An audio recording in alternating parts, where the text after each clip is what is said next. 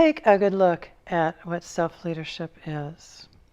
Well, it's a commitment to really being a true advocate for ourselves, with ourselves. It's choosing to be on our own side, to be our own best friend. And it gives us a sense that we can be in charge of and learn to manage and control our inner life and our inner self and our body and our decisions and our choices and really our whole life. Intentional self-leadership is really essential for building trust in ourselves and for healing.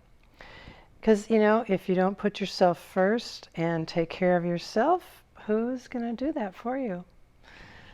So as we rebuild trust with ourselves, we're also increasing our sense of self and our self-worth. And we become empowered to act on our own behalf, externally with others, the more we have a sense of self and self-worth.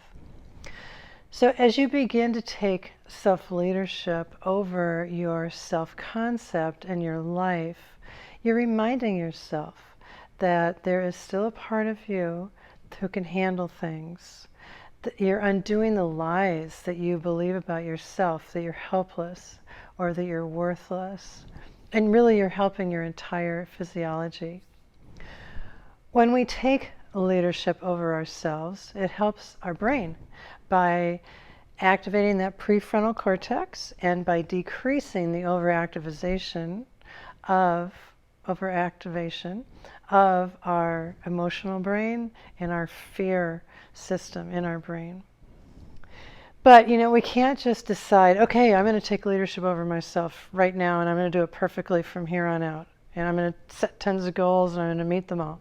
And we can't do that. We can't just overwhelm ourselves with those kinds of decisions. We want to moderate and undergird everything that we do with self-leadership, with self-compassion, and be gentle with ourselves. There's a cat here. So one question that trauma researchers have wondered is why some people have less severe PTSD than others, especially when they've been through very similar experiences. Well, there are a lot of factors, but one factor is whether they were able to take action for themselves during the trauma. This was discovered through research done with a group of children who were kidnapped, and they're kidnapped from their school bus and then hidden in a buried trailer. One child figured out how to dig his way out, and he helped every single child escape completely unharmed. He was much less traumatized than any of the other children who had been frozen, in fear and helplessness. So what they saw was when we can take action, we increase our sense of self and our safety and our sense of power. And often in completely body-based trauma work, which is known as somatic therapy, the therapist will have the client physically complete a movement that they were unable to do during the trauma, such as fighting back or running away. And this helps to heal the traumatic memories. And this really shows us the importance of empowerment. And every action that we can take for ourselves, whether it's just something we decide to do internally, or whether it's an external action we take in the world, no matter how large or how small that action is, any action we can take will increase our sense of power and control that was stolen from us through the abuse. That's why self-leadership is so important. And as we feel more leadership over ourselves, we then feel more empowered to take action for ourselves in other relationships. Now, during a one-time trauma like a car accident or being mugged, it's easy to see whether or not you took action for yourself. For us, it's not that simple. It's not as simple as just completing an unfinished action. Our trauma was way long-term and there were so many complicating factors. And it just involves so much more of our whole entire life. And it takes time to regain that sense that we can rely on ourselves and have the power to make our own decisions again. Remember that during the abuse, we lost our self-leadership and our sense of self and our inner strengths and our resources slowly.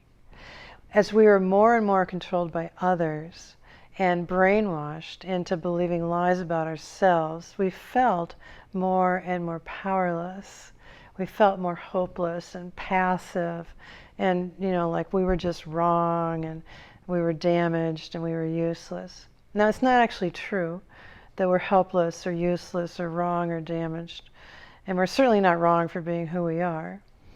But because the confusion that the abuser caused, because of it, we were just trying to fix the wrong problem, us, or to help him change. So, well, that sure didn't work. So that really created a sense of helplessness in our lives.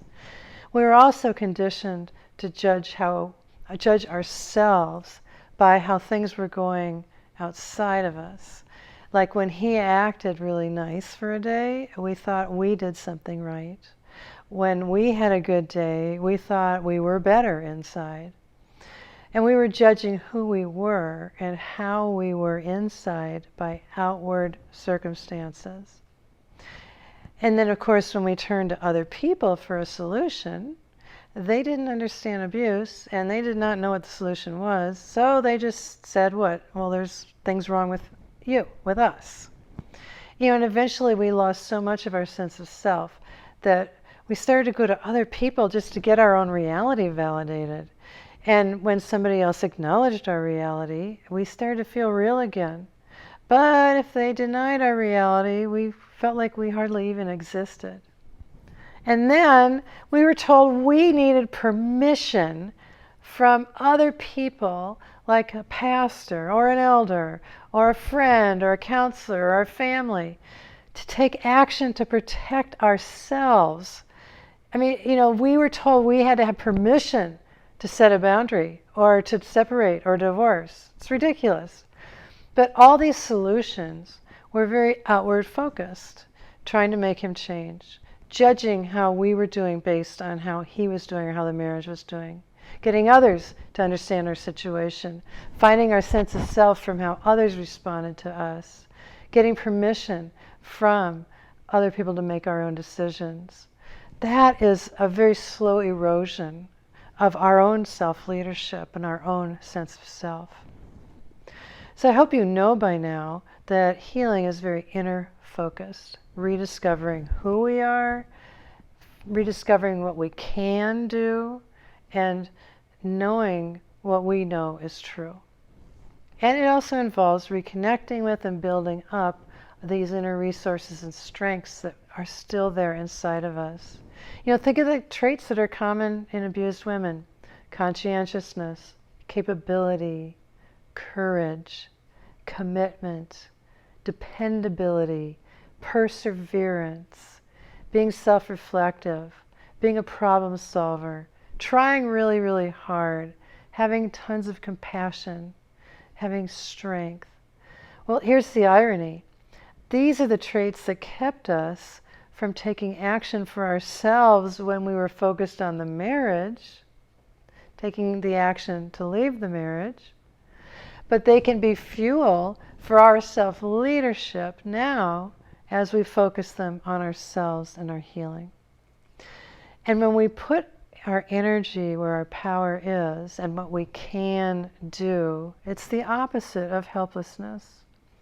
Feeling more like a hammer and less like a nail in our own sense of self does develop our sense of agency and well-being and power. And it counteracts those feelings of being overwhelmed and unmotivated and helpless and defeated and depressed. It can help us begin to find ourselves and fill in that emptiness that we feel inside. We experienced learned helplessness through the abuse, and that changed our brain. So it can take repeated experiences of self-leadership to unlearn this helplessness. But each time you take leadership over yourself, you are unlearning that helplessness and changing your brain.